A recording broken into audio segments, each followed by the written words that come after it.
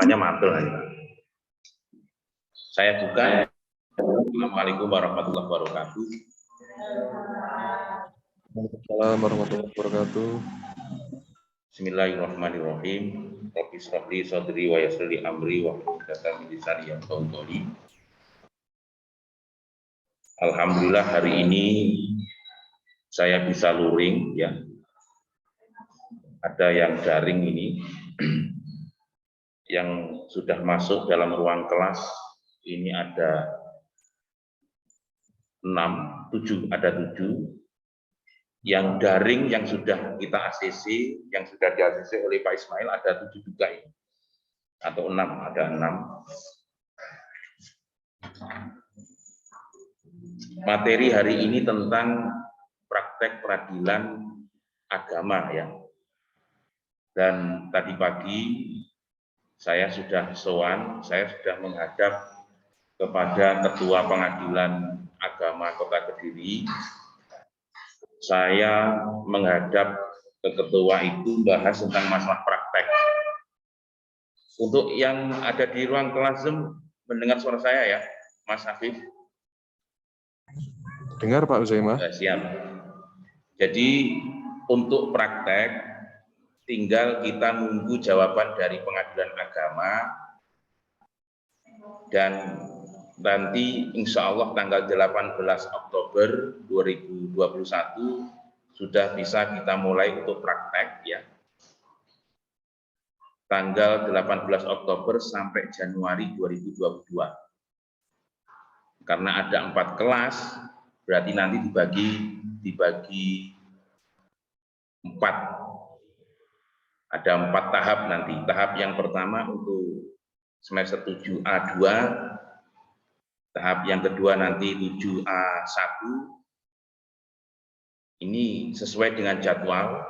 Kemudian tahap yang ketiga nanti semester 7A3, yang terakhir B1, bagian yang terakhir. Tapi sebelum mungkin nanti jadwalnya untuk yang semester 7B1, kemungkinan bisa jatuh di Desember akhir sampai Januari ke sana. Tapi sebelum itu nanti perkuliahan kita adalah kita simulasi. Karena saya punya skenario ya. Skenario persidangan terkait dengan perkara perdata Islam. Sesuai dengan kewenangan absolut Pengadilan Agama. Secara undang-undang bahwa Pengadilan Agama punya kewenangan untuk mengadili dan memeriksa dan mengadili perkara perdata Islam, meliputi diantaranya adalah perkawinan bagi orang yang beragama Islam ya, ketika cerai, perkawinan, kemudian yang kedua tentang kewarisan, kemudian hibah, sedekah, infak, wakaf, yang terakhir tahun 2006 sesuai dengan undang-undang kewenangan Pengadilan Agama ditambah 1, yaitu tentang ekonomi syariah. Ekonomi syariah itu kalau kita perinci banyak, ada tentang masalah bank syariah ya. Kalau dulu ada BNI syariah, berarti sekarang sudah menjadi satu, menjadi BSI syariah. Ada pegadian syariah. Nanti ketika ada sengketa terkait dengan akad, entah itu kaitannya dengan masalah gurur ataupun riba, perjudian, sehingga akad di dalam syariah menjadi batal, atau nanti ada sengketa lain, itu kewenangannya di Pengadilan Agama. Kewenangan absolut di Pengadilan Agama. Jadi nanti yang kita simulasikan, yang kita praktekkan di peradilan semu ya, atau di lab Fakultas Hukum ya, seputar itu. Nanti boleh dari peserta praktek atau dari teman-teman untuk mempraktekkan atau berperan sebagai, ada yang berperan sebagai hakim. Hakimnya kan 3, ada hakim ketua, hakim anggota, anggotanya ada 2, kemudian ada yang berperan sebagai lawyer atau advokat, kemudian ada yang berperan sebagai penggugat dan tergugat, atau pemohon dan termohon. Kalau perkara cerai talak, maka nanti adanya pemohon dan termohon. Tapi kalau cerai gugat, maka bahasanya yang dipakai adalah penggugat dan tergugat. Dan perlu saya sampaikan, di dalam perkara perdata Islam, di pengadilan agama, itu cuma ada dua, perkara volunter dan perkara kontensius. Kalau volunter itu adalah merupakan perkara-perkara yang sifatnya hanya permohonan saja. Artinya tidak ada lawan di situ. Contoh seperti perkara permohonan asal-usul anak. Itu permohonan, bukan gugatan. Atau contoh lain, yaitu berupa PAW. PAW itu adalah penetapan ahli waris. Penetapan ahli waris. Contohnya apa? Contohnya gini, ketika ada seorang ayah meninggal dunia, meninggalkan duit yang bank ada nilainya itu 100 juta ke atas. Biasanya ahli waris karena ada mayit mesti ada ahli waris. Ketika dia mau mengambil uang di bank otomatis ditolak. Pakai surat keterangan ahli waris yang ditandatangani oleh Pak Lurah, bank nggak mau. Maka bisa nggak bisa harus mengajukan permohonan penetapan ahli waris di mana? Di pengadilan agama. Itu merupakan contoh terkait dengan perkara perdata yang volunter atau sifatnya permohonan. Yang berikutnya yaitu perkara perdata Islam yang kontensius. Kontensius itu sifatnya adalah gugatan. Makanya di pengadilan itu nanti ketika register perkara gugatan dengan permohonan itu nggak sama. Ini saya geser.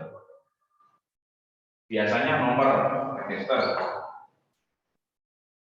121. Ini PDT bukan B tapi P. Ini yang volunter. Tapi kalau gugatan itu masuk dalam kontensius. Perkara-perkara yang mana di situ ada pihak lawan ataupun pihak tergugat. Itu masuk ke dalam perkara kontensius dan volunter.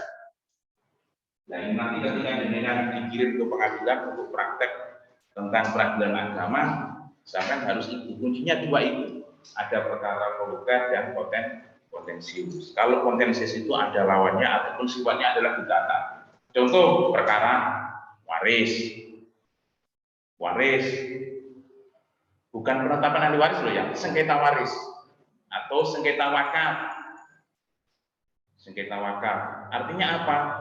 Tanah mauquf alaih, tanah wakaf itu sudah diwakafkan untuk umat Islam atau kepada nadir. Nadir itu kan ada perorangan dan organisasi. Sudah diberikan, tapi kemudian yang wakilnya itu, yang mewakafkan itu meninggal dunia. Akhirnya ahli waris merasa punya hak bahwa itu jenenge ikrar wakafnya tidak sah misalkan. Akhirnya ahli waris bagaimana caranya ingin menguasai itu, artinya bukan di pengadilan. Ada jenenge jabel wis dikene jalukne. Dengan itu nanti taruhnya di mana? Di pengadilan. Tapi kalau tanah yang diwakafkan itu sudah ada AIW, akte ikrar wakaf, kemudian diteruskan di BPN, karena proses wakaf itu kan AIW dulu. AIW ini yang buat KUA. Yang menetapkan siapa? BWI, Badan Wakaf Indonesia. Badan Wakaf Indonesia itu punya kewenangan untuk menetapkan tanah-tanah yang sudah diwakafkan kepada nadir. Nadir itu yang mengelola, yang menerima ataupun yang mengelola. Wakil itu yang mewakafkan. Ini terjadi di pengadilan. Kalau sudah ditetapkan BWI, maka lanjut ke BPN. Yang awalnya SHM, maka menjadi sertifikat wakaf. Karena apa? Menurut saya tanah yang sudah diwakafkan itu sudah miliknya Allah, miliknya umat sedunia. Tarik kembali tidak bisa. Tapi ada kasus seperti itu ada. Jika nanti taruh di pengadilan, maka pasti di situ ada mediasi dan ada yang menang, yang kalah sesuai dengan alat bukti yang diajukan masing-masing ataupun para pihak. Paham nggak ya? Ini kasus sengketa wakaf. Saya juga nangani sengketa wakaf. Mediasi gagal karena apa? Di situ ada perbedaan akidah ataupun pemahaman tentang Ahlussunnah wal Jamaah sehingga sulit mediasi. Padahal simpel cara itu menyelesaikan wakaf. Ketika nanti nadirnya meninggal dunia, maka wakaf itu bukan milik, tidak bisa dikembalikan kepada ahli waris wakil maksudnya, tapi kembalinya kepada siapa? Kepada al-qadhi. Al-qadhi itu ya dalam hal ini pemerintah. Tapi itu menjadi permasalahan juga. Apalagi nih KUA ini belo sing ahli waris wakil, nah, itu masalah. Itu yang saya tangani sekarang terutama. Untuk masalah sengketa wakaf ini menjadi kewenangan absolut yang dimiliki oleh pengadilan agama. Makanya masuk dalam gugatan. Contoh yang lain adalah perceraian. Perceraian itu juga masuk ke dalam perkara kontensius berarti nanti ada pihak baik suami ataupun istri mengajukan cerai gugat di pengadilan agama. Alurnya bagaimana? Pertama, kalau tidak pakai kuasa hukum, maka lewatnya pos bantuan hukum atau pos bakum. Tapi kalau tidak ngurus sendiri, artinya menggunakan kuasa hukum, ya pakai lawyer, nanti advokat yang bantu mendaftarkan, membuat surat gugatan, tapi harus diawali dengan surat kuasa. Sebenarnya saya sudah membuat buku tentang masalah buku pedoman praktek peradilan agama. Ini nanti mau saya ISBN-kan, tapi ada yang perlu saya tambahi, termasuk persyaratan perkara perdata Islam di pengadilan agama, itu syaratnya apa saja, mulai dari perceraian syaratnya apa saja, izin poligami itu syaratnya apa saja, asal-usul anak itu syaratnya apa saja, itu semuanya sudah saya dalam proses pengetikan, nanti saya masukkan dalam sini, tapi yang ini nanti saya jilid dulu, saya serahkan ke pengadilan agama Kota Kediri, karena di dalam buku pedoman ini ada kaitannya dengan masalah penilaian ya, kemudian jenis bimbingan atau dosen pendamping, itu ada DPL, ada dosen pamong, kemudian ada tata tertib juga penilaian. Untuk penilaian ini gabungan nanti Mbak, ada yang dari DPL, ada yang dosen pamong, ada laporan kelompok dan laporan individu, kemudian ada nilai simulasi. Sudah kita siapkan untuk toganya. Untuk yang kemarin PN kita nggak praktek ya Mbak, karena pandemi. Insya Allah untuk yang ini kita sudah level berapa ini? Level 1. Level 1 lah pedes. Level 1 nanti kita praktek.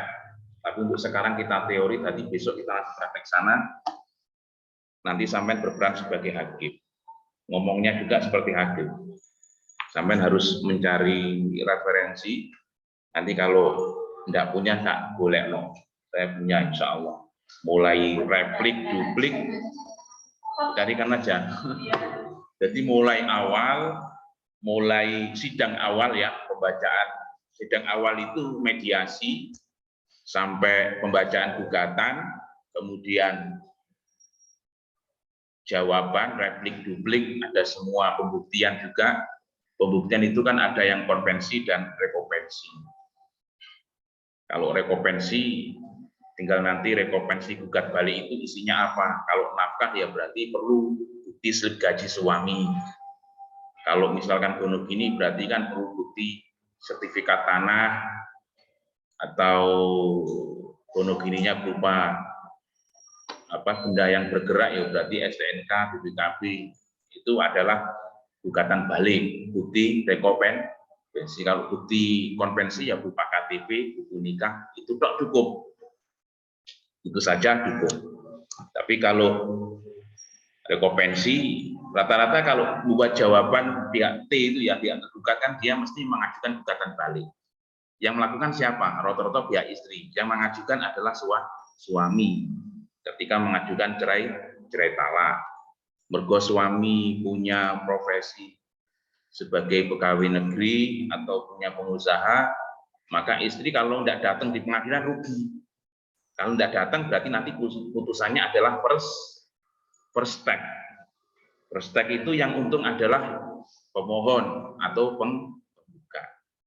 Pemohon, suami yang untung, yang rugi pihak termohon, berarti istri. Kalau istri mau datang, maka nanti dalam jawaban atas gugatan atau permohonan cerai talak yang diajukan oleh suami, maka istri di situ boleh minta hak-haknya. Karena apa? Akibat dari perceraian. Akibat dari perceraian itu ada akibat hukumnya.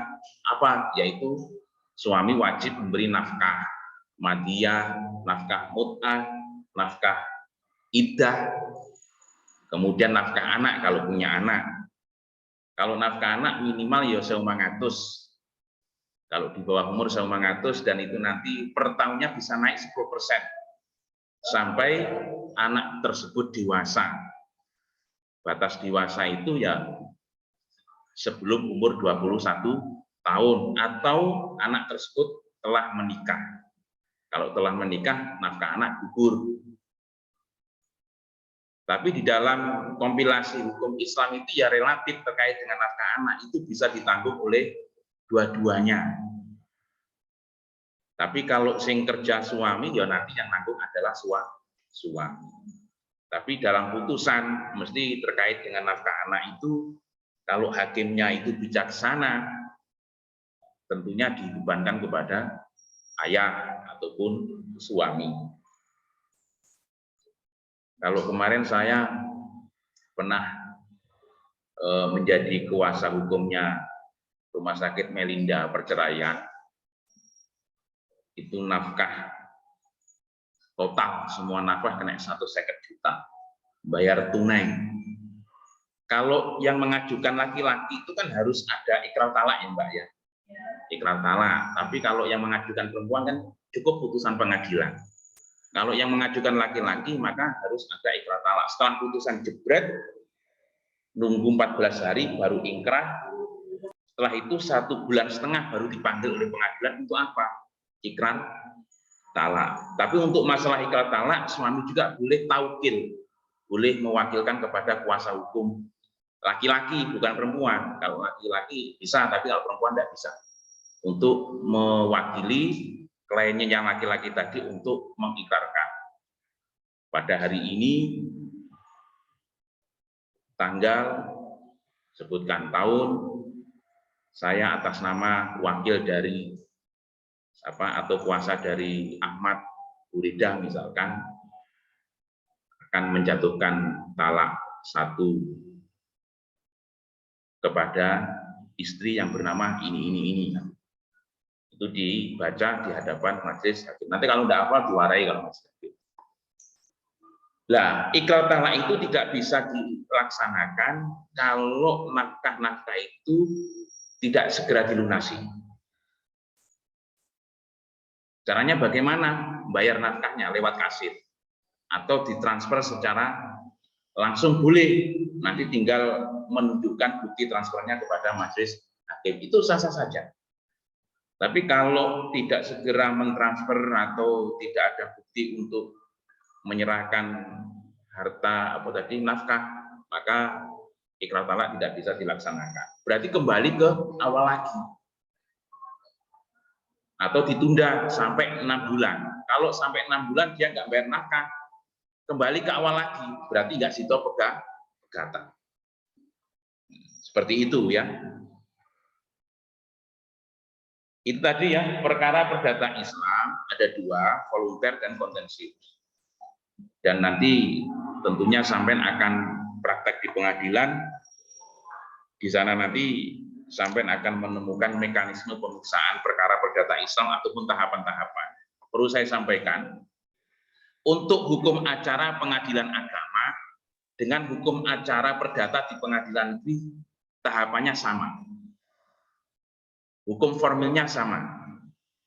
memang ada undang-undang formil ataupun PP ya di hukum acara perdata Islam ada, merupakan tata laksana daripada Undang-Undang Nomor 1 Tahun 74. Itu kalau dibandingkan dengan hukum acara perdata BW sama, hukum formilnya sama.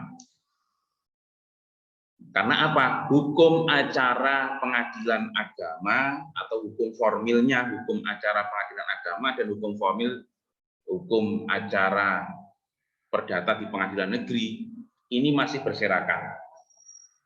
Berbeda dengan hukum material KUHP yang kriminal itu loh, KUHP itu hukum formilnya sudah dipositifkan, yaitu KUHP tahun apa itu Undang-Undang Nomor 8 tahun 1981 tentang KUHP, Kitab Undang-Undang Hukum Pidana. Untuk undang-undang pidana itu sudah dipositifkan baik hukum materialnya maupun hukum formilnya. Tapi kalau di hukum perdata Islam, hukum materialnya sudah ada kita, Undang-Undang Nomor 1 tahun 74, kompilasi hukum Islam tahun 91, dan hukum materialnya yang lain ya seperti Al-Quran, hadis, kitab fikih itu menjadi hukum material. Karena apa? Majelis hakim ketika memeriksa perkara baik waris, wakaf, perkawinan, ketika tidak ada di dalam hukum materi yang saya sampaikan tadi, tidak ada dalam Undang-Undang Nomor 1 tahun 74 dan KHI, maka majelis hakim di pengadilan agama boleh melakukan ijtihad. Yang terpenting di situ ada kemaslahatan dan nilai keadilan. Seperti temuan yang kemarin, yang mengajukan istri dan suami tidak hadir dalam persidangan. Tapi majelis hakim berani memutuskan bahwa suami wajib memberi nafkah kepada istri. Padahal suami tidak hadir dalam persidangan itu sudah selesai. Itu secara akademis boleh diteliti, Mbak. Boleh diteliti. Tidak masalah. Biasanya kalau yang mengajukan istri, suami tidak datang, putusan selesai kan selesai, tidak ada nafkah di situ. Kalau hulu itu ya cerai gugat. Hulu itu bahasa fikihnya, kalau bahasa pengadilannya ya cerai gugat. Hulu itu yang minta gugat itu istri, tapi kalau talak yang memegat ataupun yang menfurqoh, menceraikan adalah suami. Kalau suami menceraikan istri memang akibat hukumnya yaitu suami wajib memberi nafkah iddah, nafkah mut'ah. Nafkah mut'ah itu nafkah kenang-kenangan. Tapi kalau nafkah madiyah itu nafkah yang belum terbayarkan selama perkawinan. Sampean catat, Mbak. Suami sampean dalam 1 bulan orang bayar, sampean catat. Ya mbok menawa kan. Tapi sampean harus punya bukti itu nafkah madiyah. 2019 bulan Agustus bolong gitu, Mbak, yang belum terbayarkan. Itu madiyah, nafkah lampau bahasanya. Tapi bahasa yang paling enak dipahami ya nafkah yang belum terbayarkan. Itu madiyah. Kalau mut'ah pedot tresno, kenang-kenangan. Kenang-kenangan kalau suaminya itu kerja di Taiwan ya lumayan, 30 juta mesti akan didok oleh pengadilan agama. Tapi kalau iddah itu tergantung nanti istri mintanya berapa. Iddah itu kan 3 bulan, salah satu kuruin, 3 kali sucian. Karena perceraian itu 3 kali sucian, berarti 3 bulan, 90 hari. Tapi kalau iddah karena ditinggal mati suaminya, 4 bulan 10 hari. Arba'ata bahasa Al-Qur'annya itu sesuai dengan Al-Qur'an, berarti ketentuan iddah Al-Qur'an dengan undang-undang sudah sinkron, sudah sama. Kalau bahasa Al-Qur'annya yaitu salah satu kuruin, tapi kalau bahasa undang-undangnya 3 kali sucian ataupun 3 bulan. 3 bulan itu berarti 90 hari.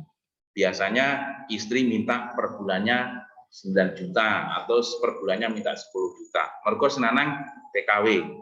TKI. Kebalik gimana?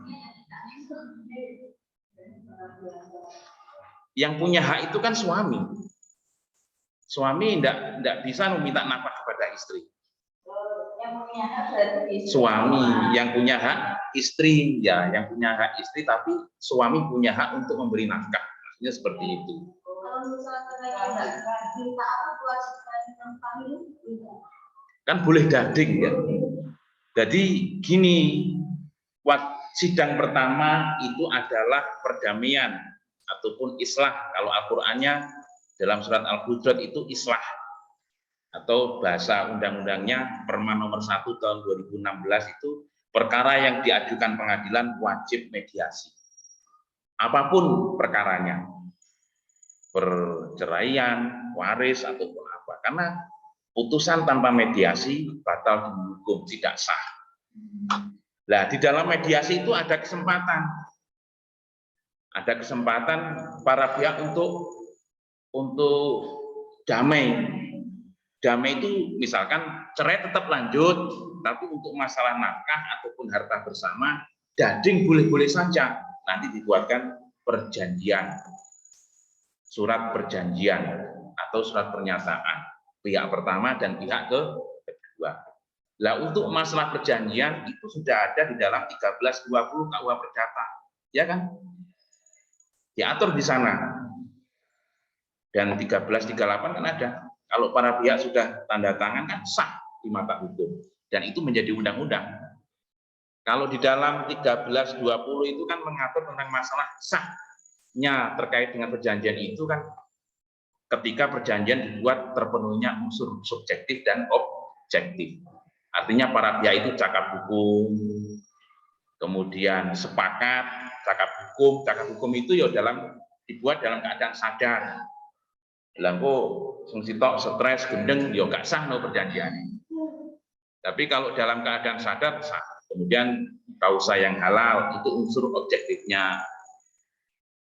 Kemudian diperinci suatu hal tertentu, diperinci perjanjiannya. Misalkan nakah iddah ini kan jelas itu.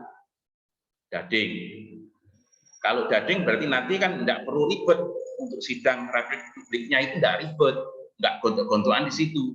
Tinggal nanti dading itu tanda tangani, bermaterai, ditunjukkan kepada majelis hakim. Selesai. Malah itu justru membantu majelis hakim di dalam proses persidangan atau menangani perkara itu.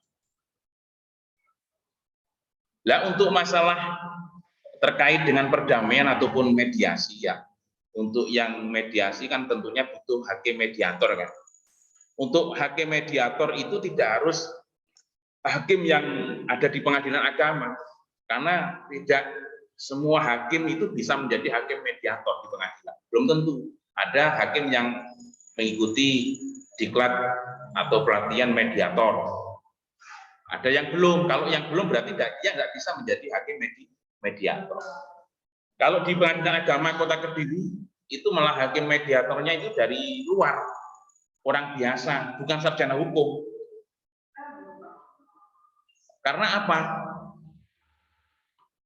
Menjadi hakim mediator ketika mengikuti pelatihan mediator itu tidak harus sarjana hukum, boleh sarjana usuluddin, boleh sarjana perbandingan agama, boleh tarbiyah pendidikan Islam, boleh sarjana ekonomi. Uniska ini baru bisa melaksanakan PKPA ya, pendidikan khusus profesi advokat. Tapi untuk mediator kita kalah dengan UGM. Padahal saya dan Pak Zainal sudah pasang itu brosur. Maunya kan kita kerjasama dengan Mahkamah Agung. Tapi untuk mencari peserta untuk mediator sulit, peserta mediasi, peserta mediator untuk pelatihan mediasi itu menjadi hakim mediator. Karena nanti kalau sampai lulus bisa dapat sertifikat dari Mahkamah Agung dan sampai bisa ngelamar atau bisa menjadi hakim mediator di pengadilan agama setempat. Tidak hanya di pengadilan agama, bisa di BN. Sampai nanti masuk daftar list di situ. Hakim mediator, tagi, gitu. Hakim mediatornya, karena punya legalitas. Atau sampai ikut pelatihan mediator di Jimli School. Jimli School kan punya yayasan untuk mengadakan suatu pendidikan profesi ya, vokasi atau profesi. Atau auditor, itu ada juga, tapi biayanya mahal, sampai 10 juta. Tapi lumayan, nanti kalau sampai menjadi mediator kan satu kasus itu ya 100.000 ke atas. Kalau dalam satu hari ada 10 yang dimediasi dan berhasil, otomatis dapat pahala kan. Selain dapat ujroh itu apa? Ongkos, dan juga bisa dapat ajrun. Ajrun itu pahala. Dapat pahala karena mendamaikan para pihak yang ruwet atau yang sikok ya, pertengkaran dalam rumah tangga, ya untuk bayaran, ya untuk ganjaran. Ya nanti kalau sampai lulus sarjana hukum Islam, monggo ikut seperti itu, manfaatnya bisa luar biasa. Tidak hanya notaris ya, mediator juga penting, atau auditor. Tapi yo itu ada hairnya, Terus dapat sertifikat, terus kerja di pengadilan agama sebagai hakim mediator, kemudian nggak hair. Advokat itu ada hairnya, 3 tahun sekali kita bayar. Nggak sepeda motor tok sing hair. Mediator yo hair, auditor hair 10 tahun sekali kalau tidak salah. Oh, hair itu ya bayar. Kalau advokat nanti bayarnya kepada Pradi, Perhimpunan Advokat Indonesia di Jakarta, Grensi. Dari sini ada yang mau tanya, silakan. Monggo. Ini dulu bapaknya dulu.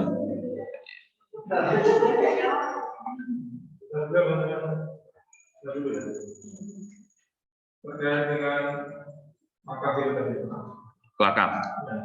Kalau wakaf itu tanpa AIW, tidak bisa dibuktikan secara data.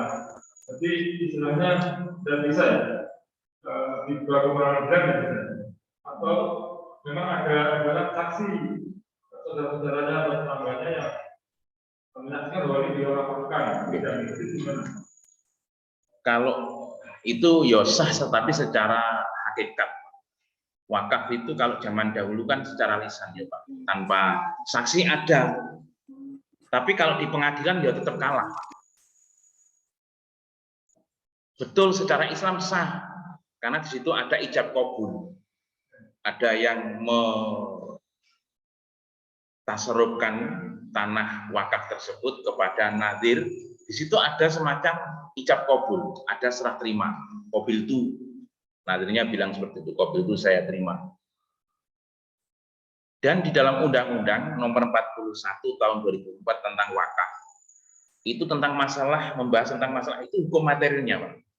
Syarat hukumnya wakaf di situ ada. Tapi tata laksananya ada di PP, Peraturan Pemerintah Nomor 42 Tahun 2006 tentang pelaksanaan Undang-Undang Nomor 41 tentang wakaf. Jadi untuk agar wakaf itu diakui negara, ya tentunya harus lewat KUA dulu, kita Pak DWI, kemudian BPN, agar punya legalitas. Karena apa? Semakin ke sana itu semakin tambah ruwet, Pak, kalau tidak punya bukti yang kuat. Dan nanti kalau nggak ada sertifikat wakaf, tidak ada AIW tertulis di KUA, ahli waris bukan yang pengadilan, itu kalah, Pak. Walaupun toh secara hukum Islam itu sah memang, secara esensial sah, tapi secara formalnya kan kita nggak punya bukti. Ini terjadi di masyarakat, Pak. Tapi artinya saksi nggak cukup. Ya, nggak cukup, Pak. Seperti kasus kemarin ini, ada sebuah perusahaan bangkrut pailit karena dia utang bank. Banknya itu kan mengajukan gugatan sederhana di pengadilan. Tapi kan pailitnya ini gara-gara pandemi, Pak. Ya saya kira hakim tahu waktu itu memang masa-masa pandemi kan, Pak. Dan undang-undang terkait dengan perwali dengan PPKM itu hakim tahu. Tapi kan selama dia pandemi kemudian pailit, cara membuktikannya bagaimana juga? Seperti itu.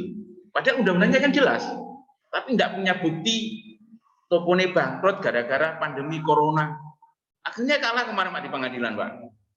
Ya bener undang-undangnya enek tentang masalah penutupan itu kan. Perwalinya ada itu, Pak. Berarti buktinya apa? Yo SK mesti ini, tapi SK nggak ada. Berarti di situ ada kekosongan terkait dengan wadah tempat untuk membuat SK bahwa toko ini pandemi, misalkan itu contohnya. Karena apa? Untuk membuktikan di pengadilan. Jadi saksinya ngomong Pak di pengadilan agama, di pengadilan negeri ngomong kepada majelis hakim ketika diperiksa. Jadi ukutnya, bangkrutnya, pilotnya toko tersebut lah, restoran tersebut itu gara-gara pandemi, sepinya pelanggan, sepinya yang makan di situ. Saksi menjelaskan seperti itu, hakim tetap tidak mau, Pak. Ya kan, seperti itu. Jadi harus dibuktikan memang. Lah, alat bukti jelas bisa keterangan saksi berupa surat, kemudian petunjuk juga bisa. Tapi kurang, buktinya kalah. Artinya gugatan pemberi modal dikabulkan. Wan prestasi Pak ya. Jadi memang secara esensial tadi dari jenengan itu sah Pak. Jadi sing gugat pengadilan secara agama ya dosa, memang dosa.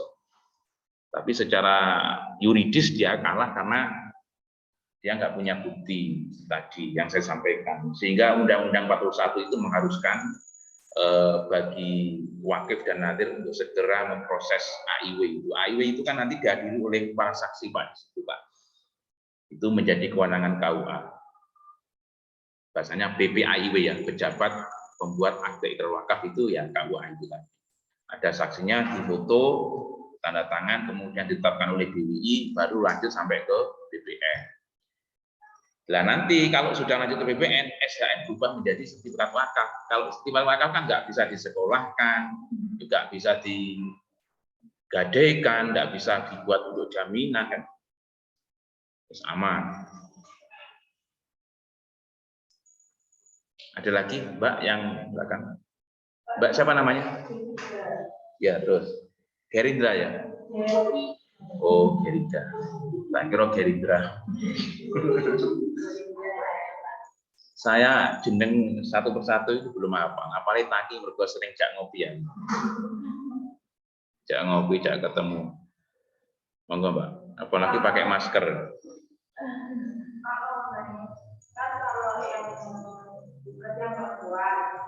Terus itu memutuskan, tapi masalah anak itu Adonan. Tapi kan kalau anak belum apa Umur. umur apalagi masih ikut ibu ya Pak. Ya betul.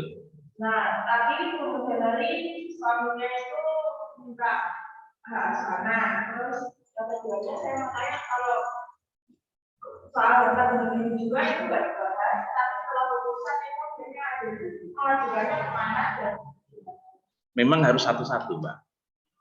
Kalau untuk masalah mengajukan cerai gugat yang mengajukan istri, kemudian dalam positanya itu, posita itu isi gugatan itu ya, kronologisnya ya.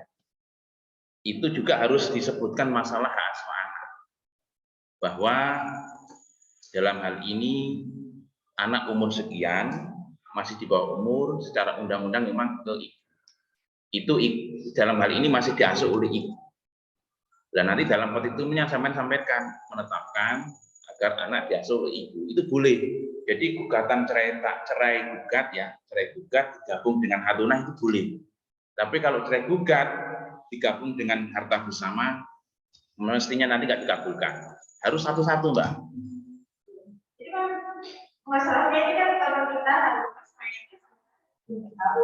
Nah itu posisi dia sudah bisa sama suaminya, tapi suaminya mengajukan sendiri itu bisa dengan anaknya masih usia 1 tahun. Banding, kok banding?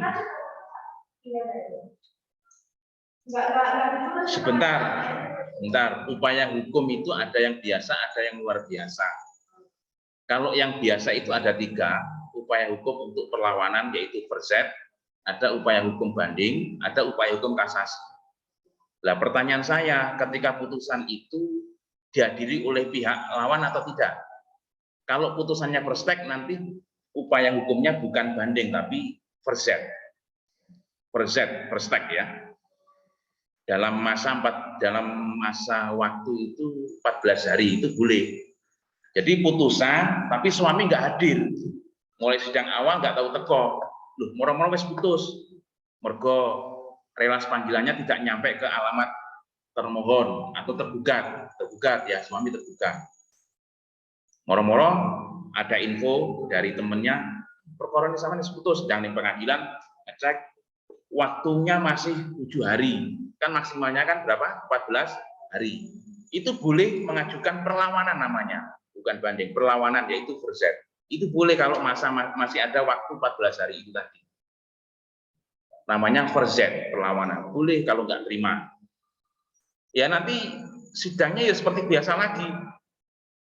Berarti kalau verzet perlawanan nanti bahasanya adalah perlawan dan terlawan. Bukan penggugat dan tergugat. Tapi pelawan dan terlawan. Menjadi pelawan, terlawannya adalah yang mengajukan gugatan itu siapa?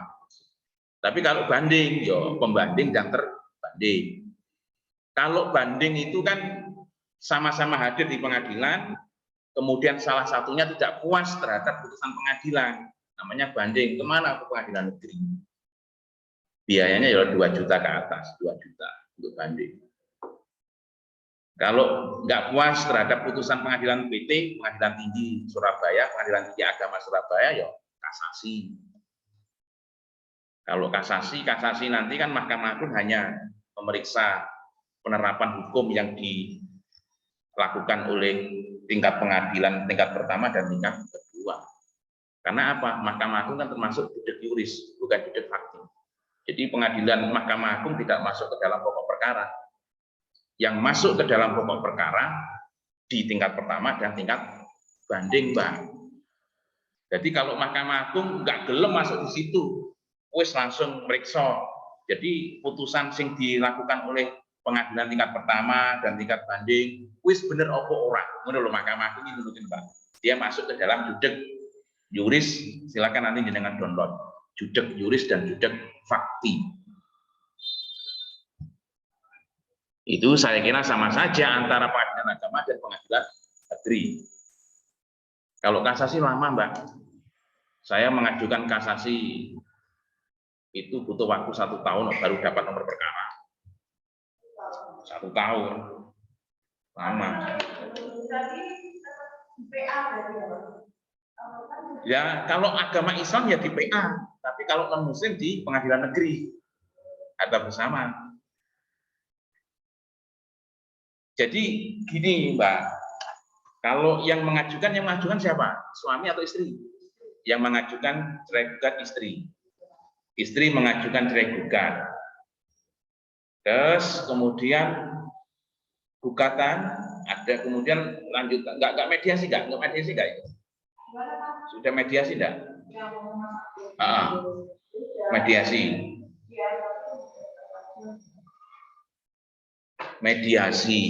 Mediasi gagal berarti kan. Tapi di situ kan ada kesempatan untuk dari pihak tergugat atau suami membuat jawaban kan.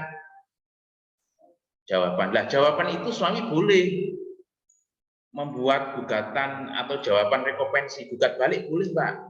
Jelaskan gini. Berarti suami tidak paham itu. Kalau yang mengajukan istri ya, buat gugatan dan juga isi gugatan itu apa toh? Identitas, kemudian apa? Posita, begitu.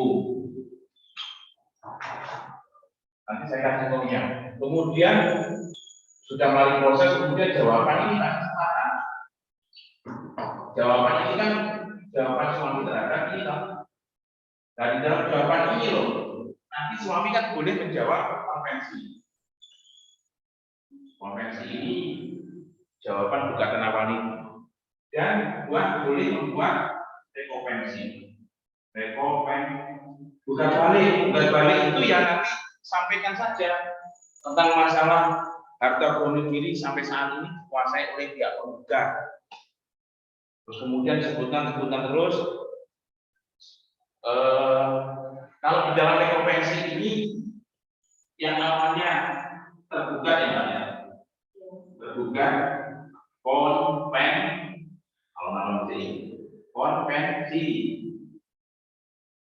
Kalau di rekompensi awalnya di sini ya, ini kan ya tergugat konvensi, tapi kalau di rekompensi dia menjadi penggugat rekompensi. Dan ini loh Pak.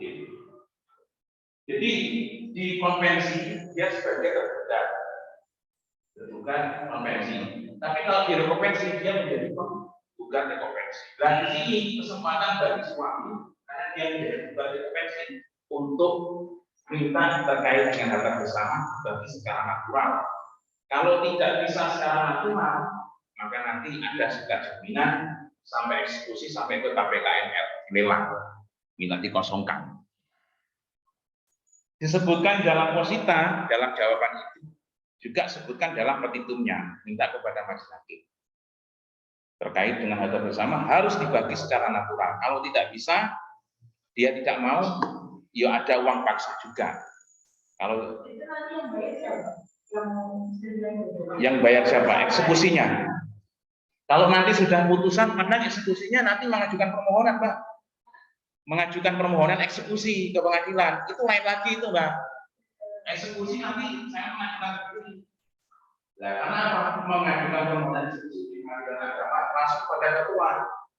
Nanti ketua akan menyerahkan kepada guru kita dan tentunya nanti pengadilan terkait akan mengerahkan aparat polisi. Nah ini paling mahal sih.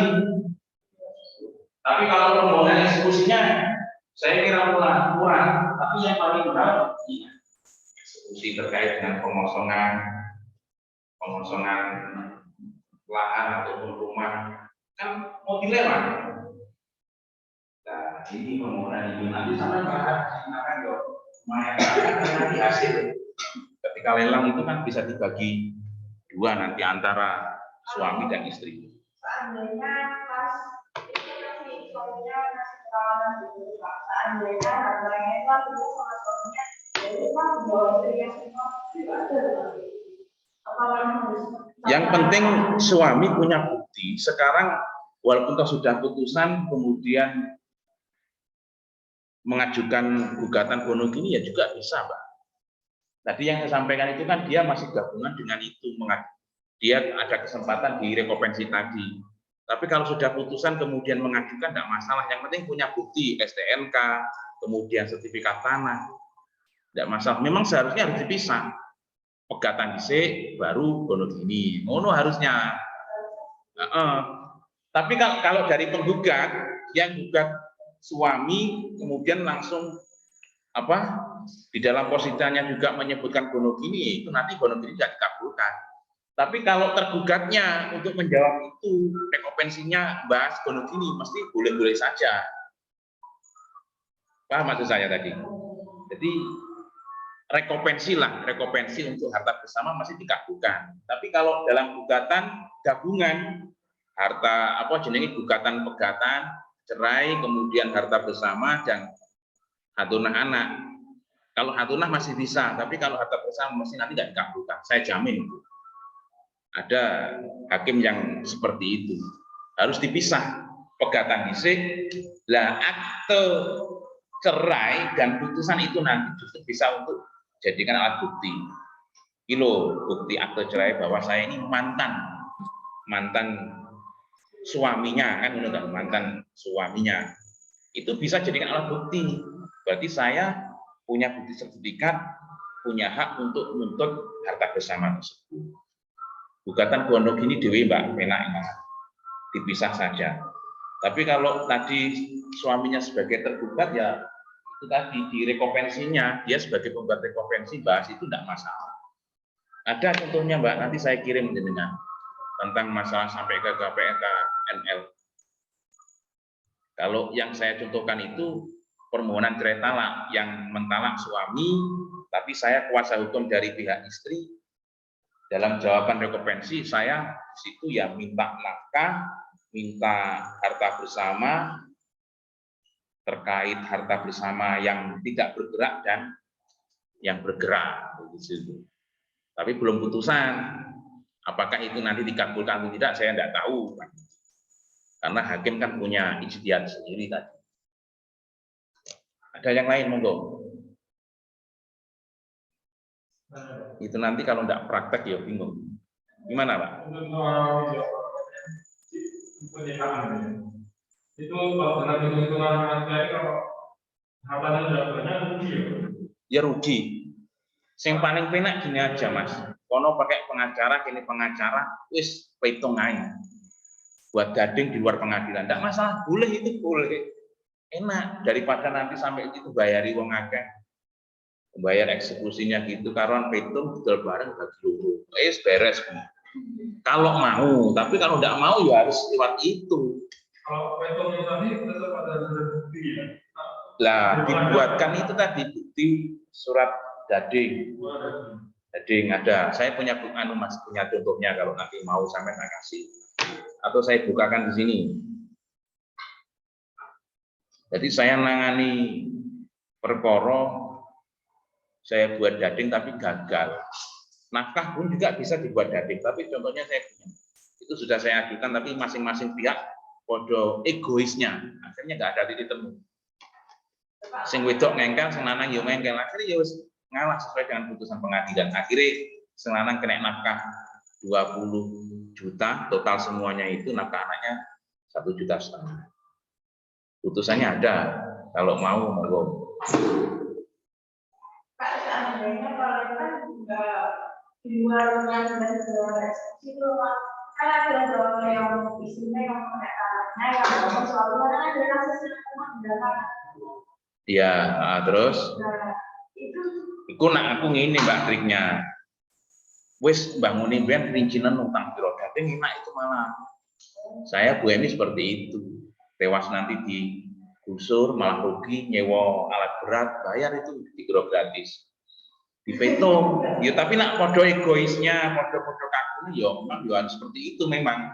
Tapi kalau lentur ya kalau dibacanya apa Fatihah apa ngono kan ya. Itu penting memang batinnya harus juga. Kalau saya nangani perkara seperti itu. Jadi secara lahiriah kita tetap ikhtiar, batinnya juga kita lakukan. Akhirnya bisa. Dosa iki loh daripada bangunan dibongkar. Karon winci piro? Susui beres, buatkan gandeng surat perjanjian damai. Ya pertama minta sekian. Daripada eksekusi, nyewa alat berat, bayari polisi. Kalau saya Bu Emi seperti itu. Kita berikan pemahaman kepada para pihak. Kono bawa pengacara, insya Allah pengacara kalau di dalam persidangan itu memang lawan, tapi kalau di luar kita rekan sejawat. Kita punya kode etik, Pak. Ayo yang lain monggo.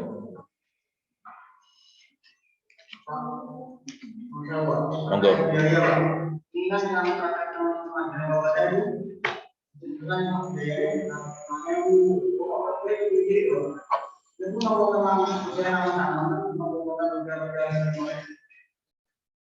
Untuk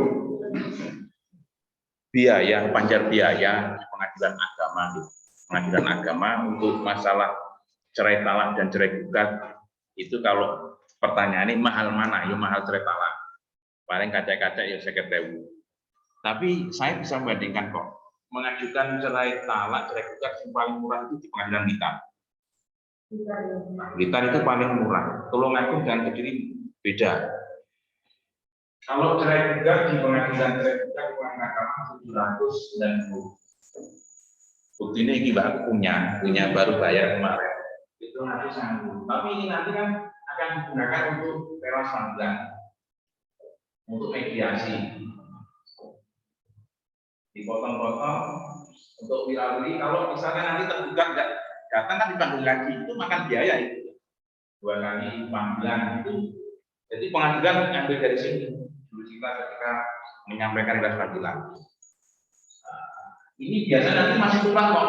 Ketika putusan itu mesti usuk rakyatan 200.000 itu pasti. Ada tuaan 200.000, 250. Dan biaya 790 atau 780 tergantung radius, jarak, alamat, tergugat ya tentunya, tergugat dengan pengadilan. Kalau pelosok Klaten ke pengadilan kan jauh, iso lebih nih Mas. Tapi kalau pengadilan kota kan hanya 3 kecamatan kan cepet-cepet itu ya murah lagi nanti 1.200 di bawah 90 lah. Relatif sebenarnya masalah itu panjar biaya. Untuk sekarang ini kan ada ekotnya. Jadi seperti saya ketika mengajukan perkara itu langsung lewat ekot.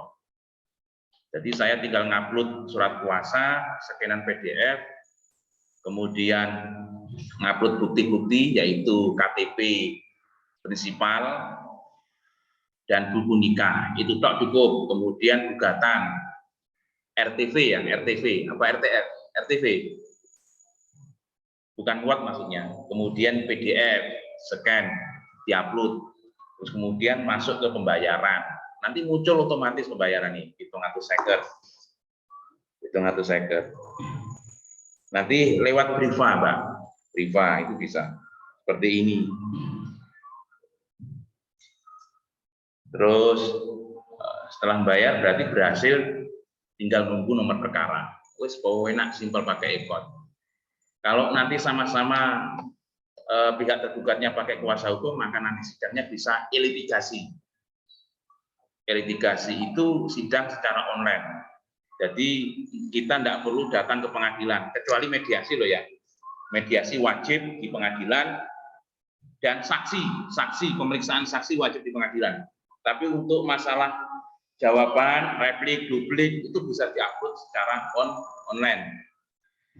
Kesimpulan juga bisa disampaikan melalui ekot tadi.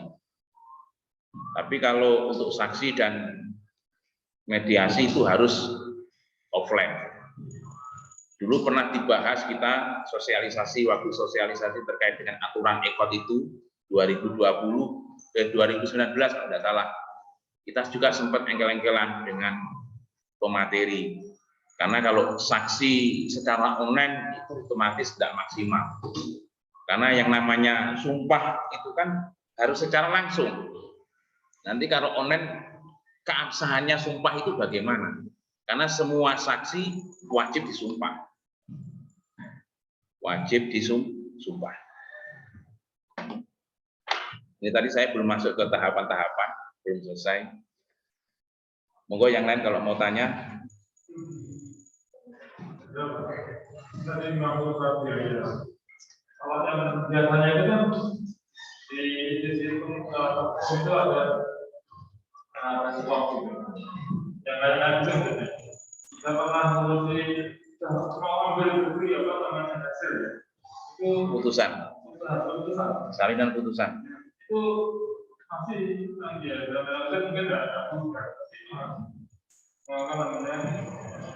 Negara yang Kalau ambil akte itu 15.000. Kalau selain putusan hanya 10.000. Enggak masuk. Kalau pengadilan negeri saya banyak calonnya, Mbak. Aduh, ini online ini bahaya ini. Itu rahasia. Jadi tak budoi sampean. Beda pengadilan negeri, pengadilan agama beda, Pak. Pengadilan agama itu jujur, takoni. WBK-nya luar biasa. Selain putusan saya kuasa hukum, sidang di Jombang. Saya minta saya putusan loh, bayar 100.000. Apalagi kalau orang main, 500.000. Kalau pengadilan agama murah. Tapi saya yang online juga ini. Kalau sidang pidana, tidak pidana itu kue tuntutan sudah putusan sudah kode. Tapi kalau pengadilan agama tidak ada, sudah putusan sudah tidak ada. Tapi kalau perkara pidana sudah biasa. Kue putusan sudah terus open para pihak ini. biasa. Kalau di pengadilan berulang kemarin, kemarin saya dengan WNI nangani perkara karena kliennya orang tua. Sekitar Maret 11 M. Saya itu 11 M. Karena kita sebagai tergugat dan tanah itu kuasa klien saya. Itu kita kemarin ya minta hakim mediator di pengadilan. Terang-terangan. Nanti kalau berarti jangan lupa jangan lupa. Itu mediasi gagal karena dari penggugat minta 50%, berarti 11 miliar kali 2 berapa? Kalau 4 kita berani, 4 berani, tapi kalau minta 6 kan tak 6. Justru 4 M. Akhirnya kita klien nggak berani, akhirnya menerima pengadilan. Jadi kita masih tahap jawaban. Kita kemarin mediasi oleh Pak Kami. 4 kali mediasi. Dalam? Yang apa? Trik sing nopo niku?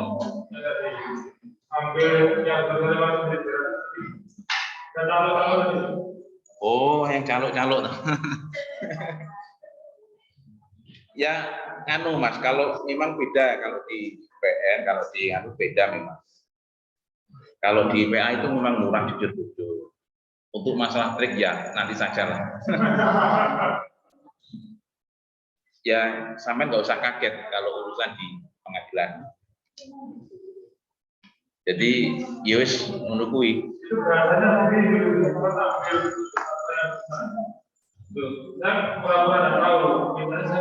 Di PA apa di PN? Oh iya, nah kalau PN tak akoni. Kalau PN itu umur. Kira, tak kira Mas. Saya putusan udah habis berapa? Yes, wih murah, tarik 500. Biasanya 500 barang. Kalau sampai dari pengacara, surat kuasa itu harus didaftarkan. Itu kalau di pengadilan agama sebenarnya. Kalau di pengadilan negeri sampai naik sekretariat surat kuasa itu harus diregister ya. Kuasa, kesannya surat kuasa dengan perbuatan yang sama sendiri. Misalkan sampai jadi pasal pembukaan dengan sangat pengadilan majelis hakim harus diregister dulu, diregister itu bayar Mas. Relatif juga itu pas goblok ya sampai diskon. Sebenarnya nggak bayar ya sebenarnya. Iya, sebenarnya tidak boleh. Karena ada yang tapi kan kadang-kadang ketua pengadilan itu punya kebijakan. Kebijakan seperti ketika nanti sampai ngambil saya putusan, dia ada kutasinya itu. Ada di situ terangkan. Kayak KPN ini bagus. Lakukan mengambil sana putusan itu ada biayanya 10.000 rupiah. Nah, jelas kan? Tapi kalau di yang lainnya enggak. Saya kan 10.000 itu kebijakan dari wah, kalau itu kan yang mungkin sudah disosialisasikan. Tapi yang kita pakai itulah itu kita. Kalau pengadilan itu semua. Tapi kalau saya di pengadilan agama ya, itu biasanya misalkan akte saya 15.000, pakai sekretariat itu wis paling amininnya. Artinya dari pihak lain nggak mau, tapi tak tinggal, ini mau. Yo, karena saya belum saat ini intinya kalau saya sering ninggali Mas. Saya sering ninggali kalau ngambil saya putusannya 10.000, misalkan saya bawa uang 50.000, nggak usah disusuin. Kadang ya nggak mau. Kalau PA nggak mau. Kalau saya PA ya kurang.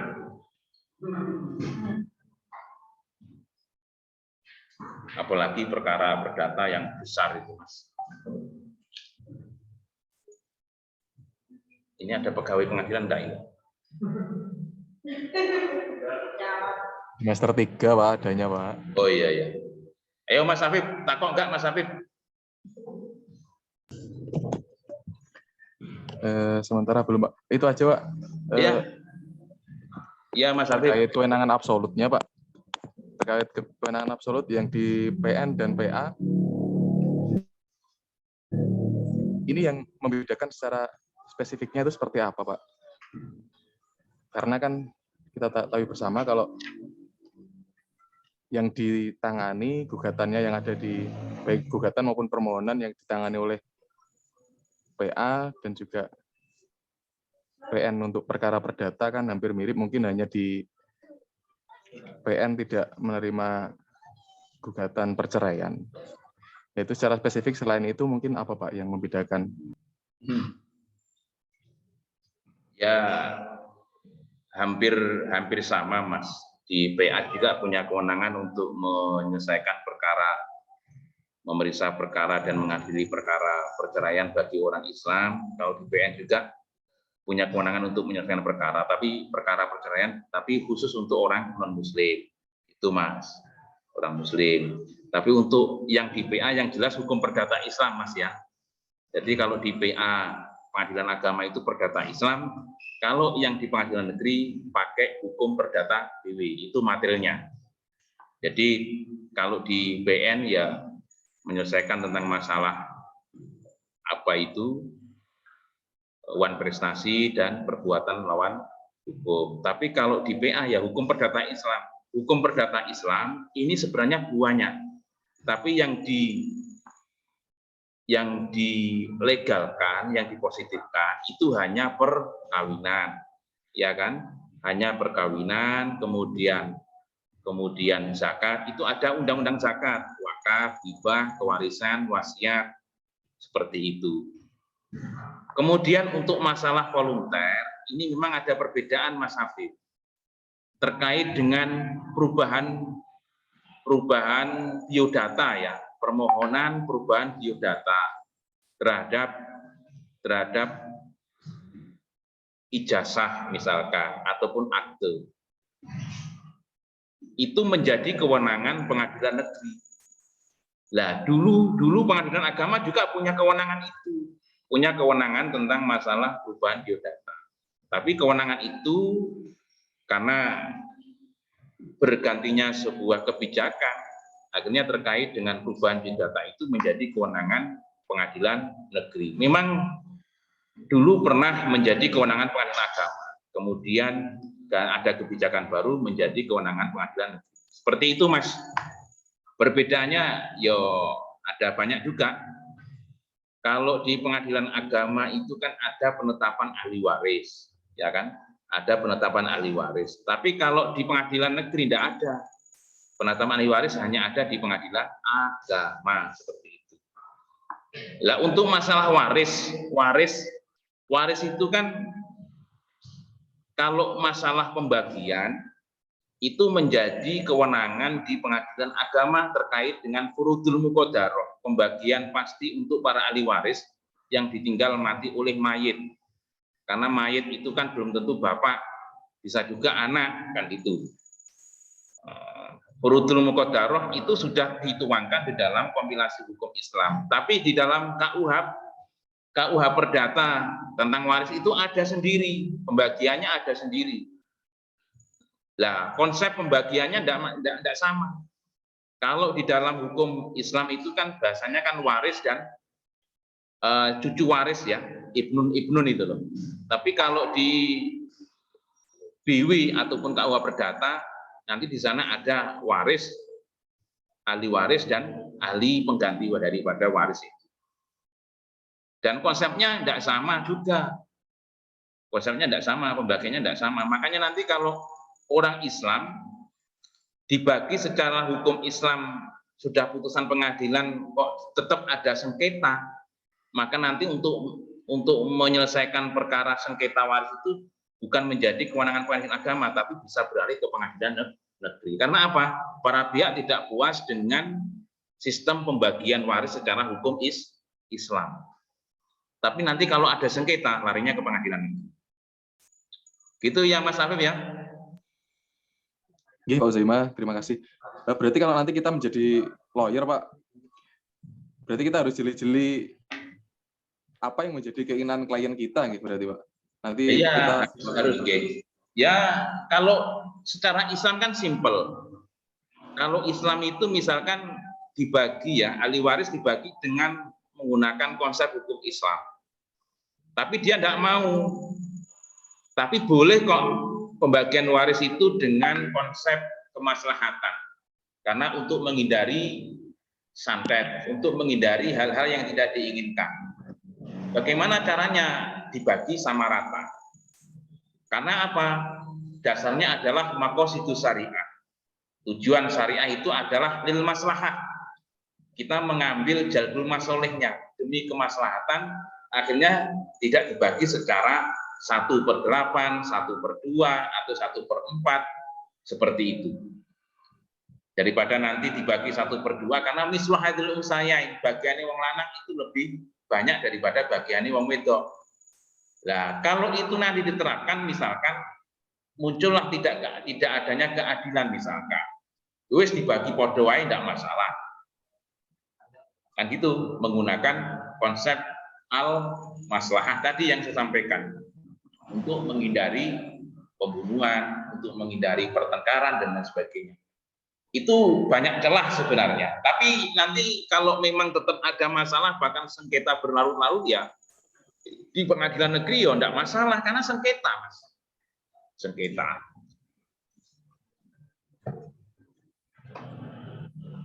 Oke, Pak Uzaima, terima kasih Pak. Oke, siap Mas Afif. Mungkin itu saja ya. Sudah. Kalau masih lanjut, monggo, siap.